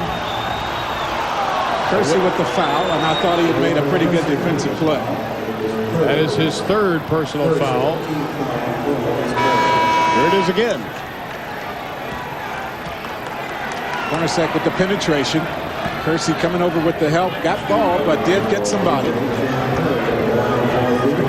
And Tim Perry will go to the line. Good reaction by Jerome Kersey. Phoenix has to also step up and make some free throws. Well, they are 23 of 29 so far tonight. Perry 2 of 3, make it 3 of 4. He has 17 points for the ball game. I think you'll see more penetrating to the basket by Phoenix here in this period, and they will get fouled more, and that's why I say it's important for them to make the free throws. I think they'll be on the line. Doesn't get it to go. Sabalos will get up off Phoenix's bench. Johnson sat down. Burt has checked in for the Suns. Kersey looks down low to Robinson over Chambers. That is one of the reasons that Cotton Fitzsimmons has problems with Tom Chambers in the lineup, because of the lack of defense. Well, he allows him to catch the ball in the paint to begin with, and then didn't get a hand up at all to try to block the shot. But he does make a nice drive on the other end. 17 points for Chambers. Porter, though, all around uncontested. Phoenix buys another break. Here comes Hornacek. Chambers trailing on the right. The no-look pass to Perry. Well, nice pass that time. Nice job, Jeff Hornacek, handling the ball and reading the floor. The Phoenix Suns right now, like a nasty fly, just continuing to buzz around Portland and not go away. Much credit to the Suns. Hayes looks for his shot, and he's got it. He's played big at times in this series. Coming off that 25-point game in Game 4. I've got a feeling we're going to see a rough and tumble remaining 10:25.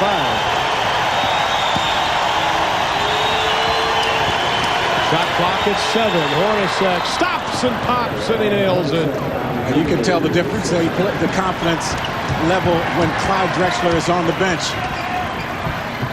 14 for Hornacek, and he steals the ball away from Danny Ainge. Gets it to Perry, who has Chambers underneath for the easy 2, and he goes hard. And we've got a timeout by Portland, but Chambers, 7 points here in the second half, has cut the lead to 3. We have 10 minutes even remaining to be played.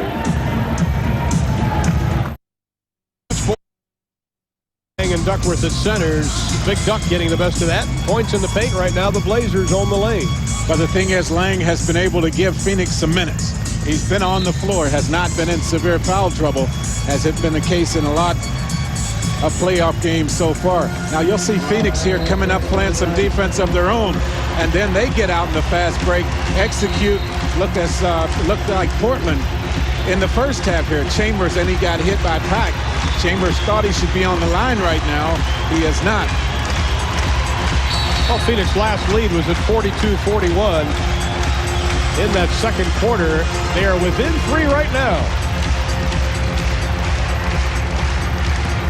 A loss sends them to the golf courses in Phoenix. A win to Game 6 on Saturday. Robinson all the way around for the 2. The rotation has not been good for Phoenix away from the ball. Portland running a lot of pick-and-roll situations, which is forcing the double team and sending a guy to the basket. They have been able to find him. Drexler back in the ball game. Hornacek, shot blocked by Robinson. Here comes Porter. Now that's another big move defensively there. Count it. Robinson now coming out playing Hornacek, and Jeff cannot get the shot off. He has blocked 3 straight shot attempts by Jeff Hornacek. First points for Porter in the second half. Chambers, an ugly shot off balance. And Drexler is grabbed by Burt as everybody goes to the floor.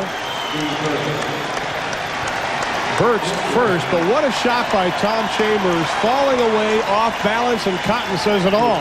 Take it easy. Well, see, the thing is, Chambers thought he got bumped, and he thought he was going to hear the whistle. The whistle did not come, and that turns that shot into a low percentage bad shot. Johnson up off Phoenix's bench. He'll check in. Porter working on Burt. Drexler on Perry. Now that's the double team right there that Phoenix has had a hard time with. They handled it much better that time. Here comes Birdie as Perry on the right tries to bounce it into the hands of Ceballos, and instead he commits the 13th Phoenix turnover. Well, Ceballos stopped for some reason. I think the pass was not all that bad. I mean, the idea was there, but for some reason Ceballos pulls up and doesn't go on to the basket. Hornacek sits down as Kevin Johnson comes back into the lineup, and there saw some quick numbers. Drexler on Burt. That's no match. Perry tries to help out, but Steve Burt will commit his second personal foul. Coming up immediately following our game tonight, we'll have Inside the NBA with Fred Hickman, joined by Doc Rivers. That'll be coming up next. And, of course, tomorrow night we have another game coming your way with the Cavs and the Celtics with Bob Neal and Hubie Brown all getting underway at 8 o'clock Eastern Time tomorrow night.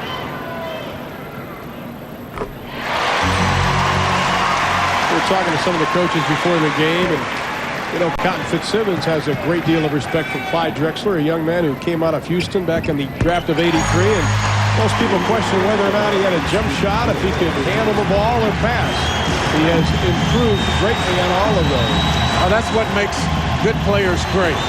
How much they improve their weak points of the game during the offseason. And Clyde continues to shoot a lot of shots during the summer, continues to improve his game. Off the hands of Chambers.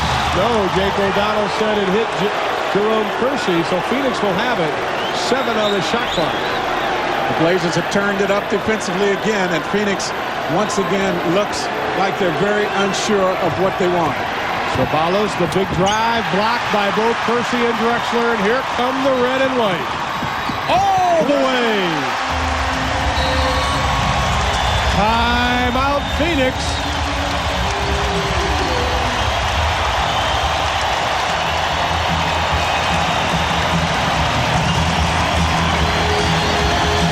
Portland has impressed me in a lot of ways here in this ball game, but the thing that I've been most impressed with is the way they have turned up their defensive pressure at key moments that have led to fast break opportunities, easy ones, and sometimes the superstar just has to say, guys, it's my game now.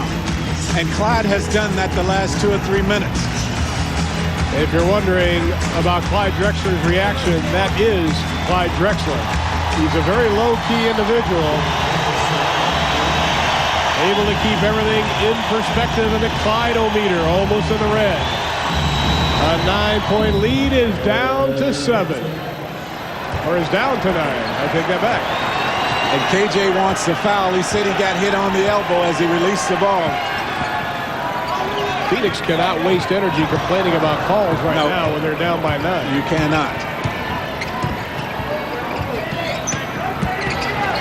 I like this guy. He misses that shot, but Drexler almost tipped it in, and he comes up with a loose ball. I like what Robinson does for him, though. Gives him a lot of quickness at the center position. Hornacek now on Kersey, back out to Porter.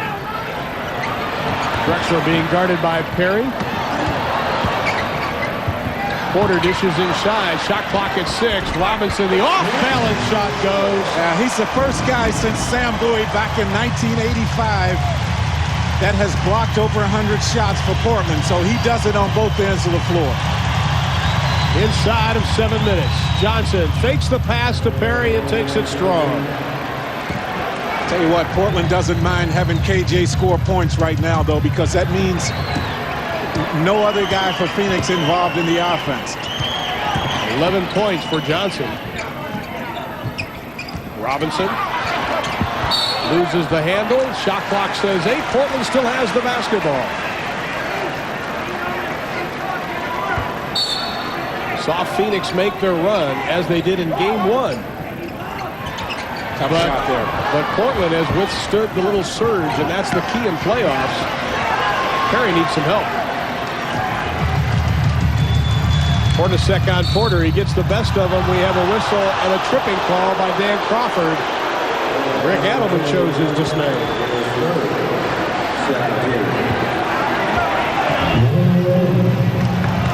You'll see the penetration and drive right there. Got him across the leg there with the arm. Foul was on Porter. Porter didn't like the call. Kevin Johnson goes hard, and then Steve Javie makes the call. And that will be on Robinson, his second. Phoenix has been complaining some to the officials, trying to get some calls to go their way. But as you mentioned, Ron, it's not the time to get bogged down wondering whether or not you're going to get the call. You have to be aggressive, continue to take the ball to the basket. Johnson aggressive to the basket, misses the layup.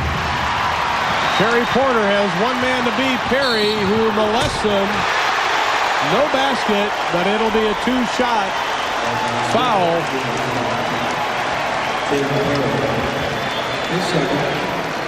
That's all Perry could do.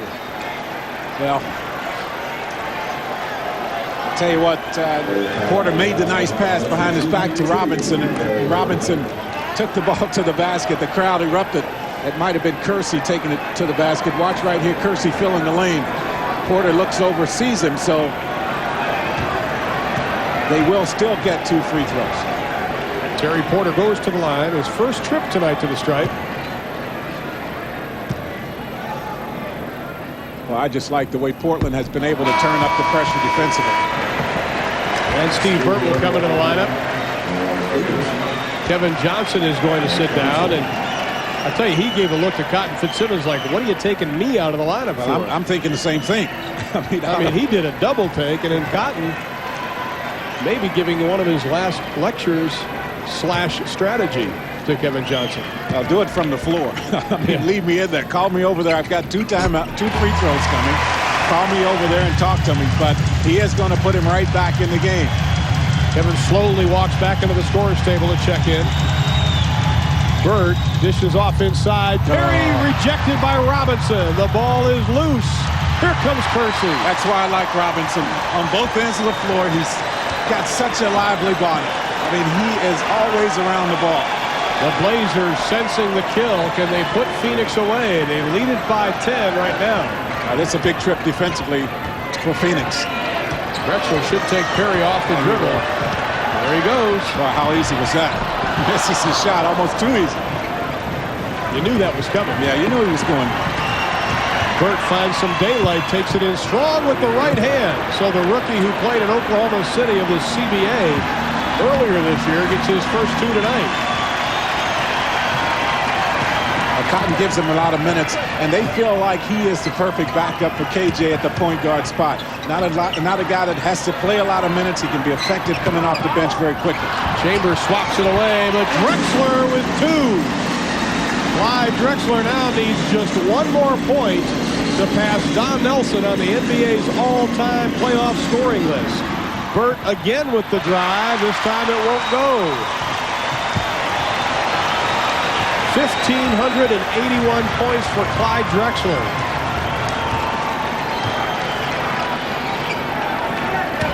Robinson on Chambers. The pull-up. We'll have a push-off, and that'll be against Kersey. His fourth personal foul. KJ right back into the game. Burt will sit down. Burt gave him a couple good minutes. KJ spent more time over there on the sideline than he would have liked to at this stretch of the game. Johnson rejected by Robinson again. Has had 4 blocks in this game.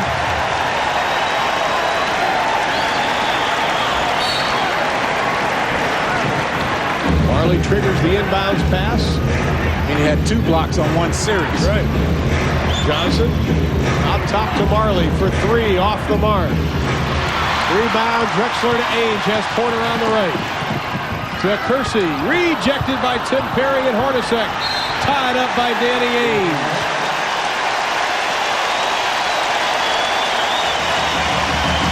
Great hustle, however, by the Portland Trail Blazers. 12 blocks for Portland tonight, only 4 for Phoenix.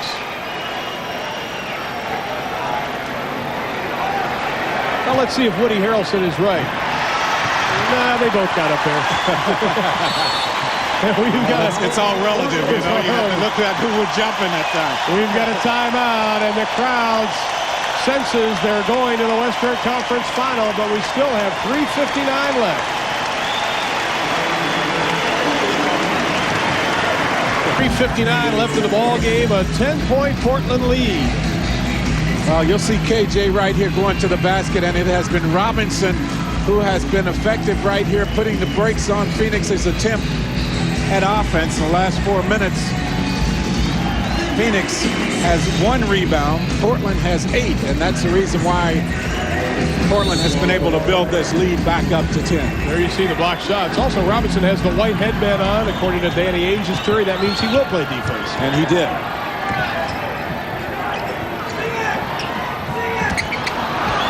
Drexler dumps it off to Williams. Shot clock at 5. Ainge in strong with the right hand. The lead is 12. Johnson trying to get Phoenix back into the ball game, but playing right into the hands of Portland. They want them to be an outside shooting team. Yeah, 1 shot and 1 shot only now for Phoenix every time down.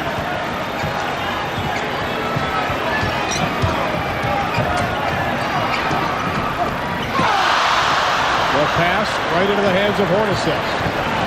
Not a smart play, obviously. 1 shot again, and they'll go the other way. And as I mentioned, when KJ is coming down, taking the jump shots, no one else involved offensively for the Phoenix Suns. Well, Kersey has a double-double as he pulled out his 10th rebound tonight.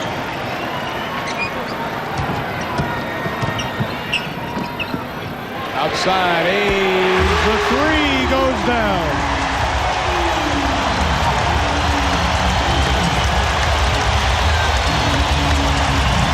The Blazers are beginning to pour it on. Hornacek missing the layup.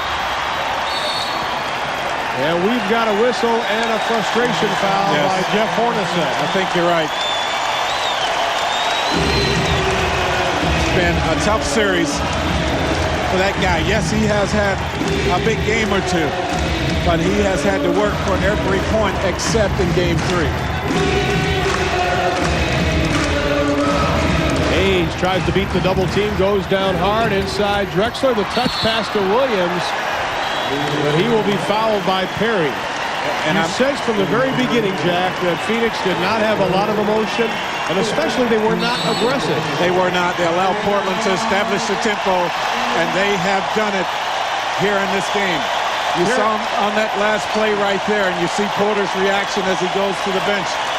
That this Portland team is a team that has a lot of quickness, good ball handlers, good passing, a very difficult team to get back in the game against here tonight. I'm sure mixed emotions for Lowell Cotton Fitzsimmons, who began his NBA coaching career some 19 years ago. Started his college coaching career at Moberly Junior College way back in 1958. Won a couple of JUCO titles. This is his NBA career. 805 regular season wins. 11 times in the playoffs. Been named NBA Coach of the Year twice. Has a lot of accolades also on the collegiate ranks, as he was a Big 8 Coach of the Year while at Kansas State. And he told us last night as we were just sitting around and not even talking basketball, he said, you know, when I think of my memories as a head coach, they're all good. Says one thing he prided himself is he tried to get relationships with his players, which makes the Tom Chambers situation even more disheartening for Cotton. Well, he said that he really has nothing against Tom Chambers. He said that he felt like when his team was most successful this season down the stretch, Chambers was injured. He wasn't even traveling with the team. He wasn't playing, and he didn't feel that since Chambers came back, that was reason enough to change the chemistry of the team around. Chambers hasn't enjoyed his reduced role with the team, but they have been successful. You see the numbers right there. That's how Cotton Fitzsimmons turned around in 87-88 with just 28 wins, and he takes over in 88-89, 55 wins, 4 50-win seasons for Cotton Fitzsimmons. And he will be turning the reins over to the man on his right, Paul Westphal. But knowing Cotton Fitzsimmons the way I do, he still sees 2:19 on the clock. Right. And he knows exactly right. It's not over yet. And I'm sure that's the one thing he told him during that timeout. Guys, we can get back in this game, but we have to do it by taking good shots, and then someone has to find a way to get to the offensive boards and come up with a rebound and a putback. Might be the reason why Ed Neely just checked in the game. But Jack, when you only score 6 points in the last 7 minutes and 40 seconds, it's very difficult to make up any deficit. Especially when you're giving up easy opportunities, easy scores on the other end.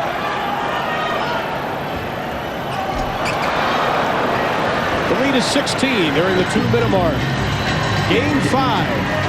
Portland leading 3 games to 1. Chambers for a 2 off the front of the iron. I don't even know that made it to the iron. If it did, it just grazed it. I'll give him the benefit. The thing is, once again, Phoenix does not get a second shot at the basket. Williams doesn't get it. Chambers with the rebound.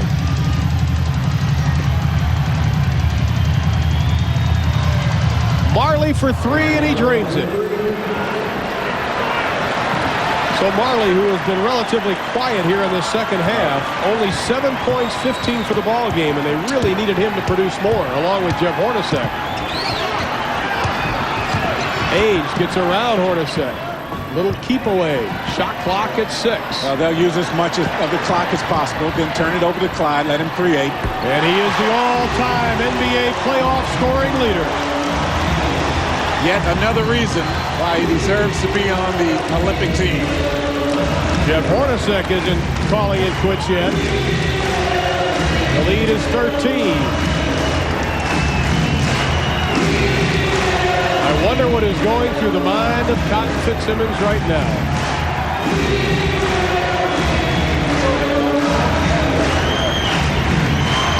Ainge dribbles off his foot, comes up with it. Shot clock at 3. Chambers the outlet to Hornacek. The pull-up 3 doesn't get it. He'll get his own rebound. Throws it away. That has been the story That tells a lot right there. And Portland wants a 20-second timeout once they cross the line if they saw Rick Adelman. They didn't even see Adelman do it. They don't see him yet. He's trying to tell him, and Danny Ainge isn't looking. Now he looks with 7 on the shot clock. They call it 20, but the crowd senses the Western Conference Final.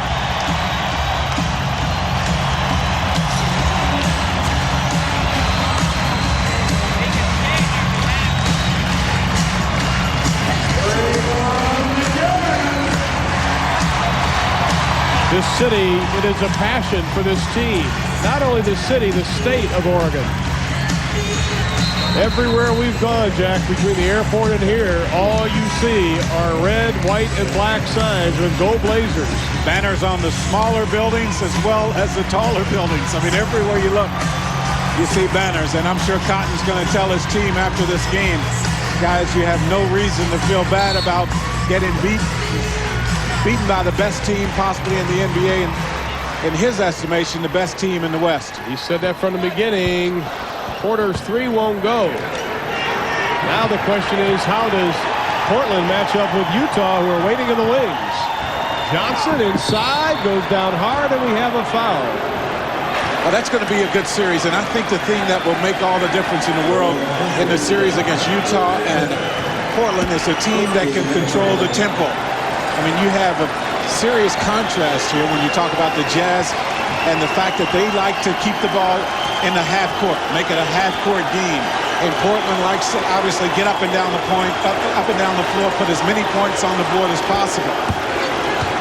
Utah, a very good team there in Salt Lake City. Portland, a good team here, so it might be another one of those series that the home team wins. Portland with the home court advantage. And that's going to do it. Portland advances to the Western Conference Finals against the Utah Jazz.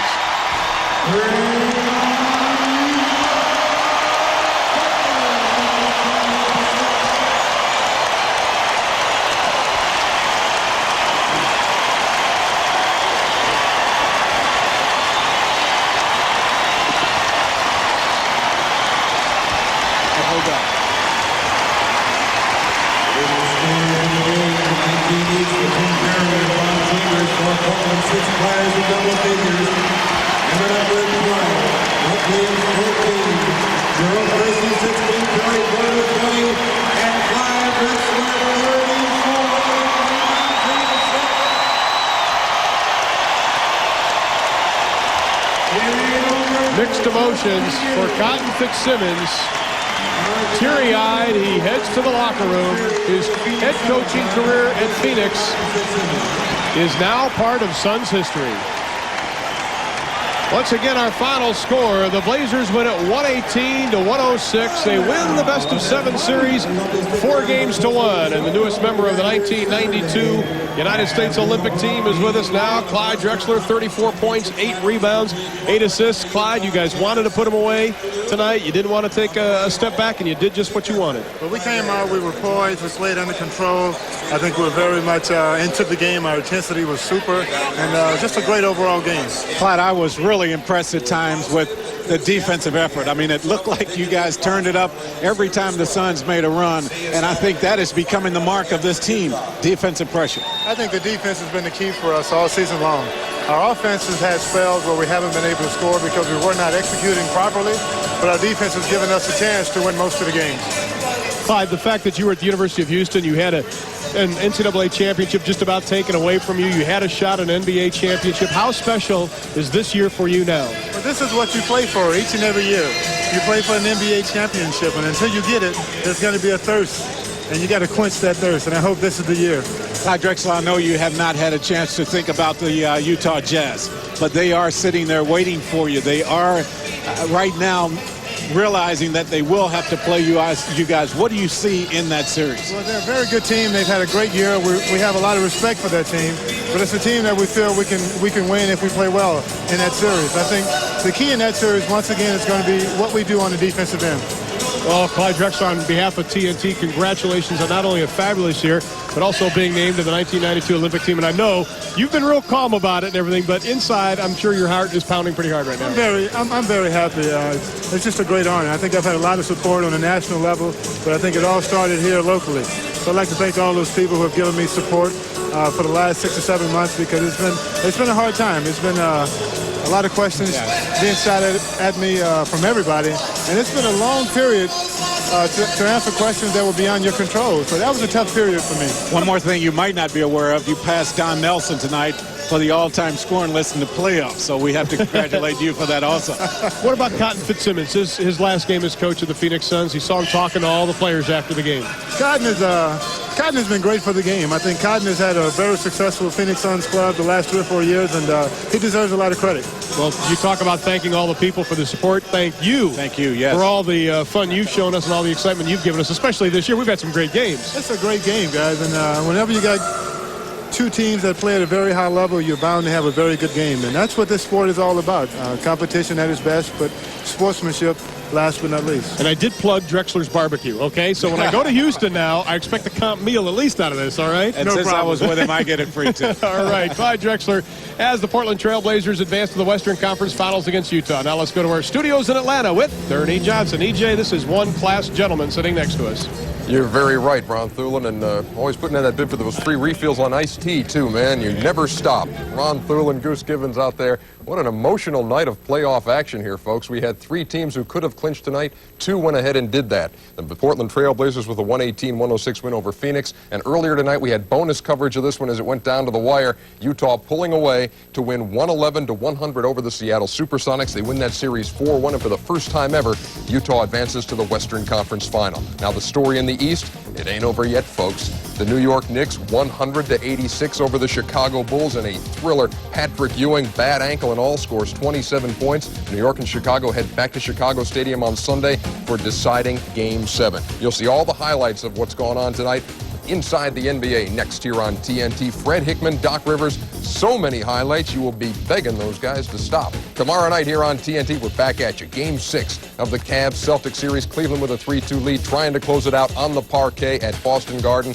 Cannot wait to see that one. I want to thank Isaiah Thomas for stopping by tonight. It was our pleasure having him as our studio analyst for the evening. Bud Player of the Game comes your way from Portland when we send you back, and we'll see you tomorrow night, folks.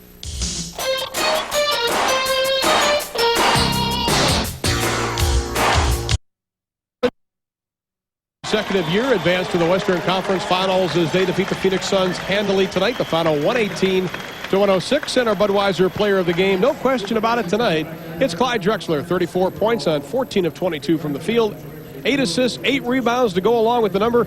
Clyde Drexler, our Budweiser Player of the Game, and once again, Jack, he did it all.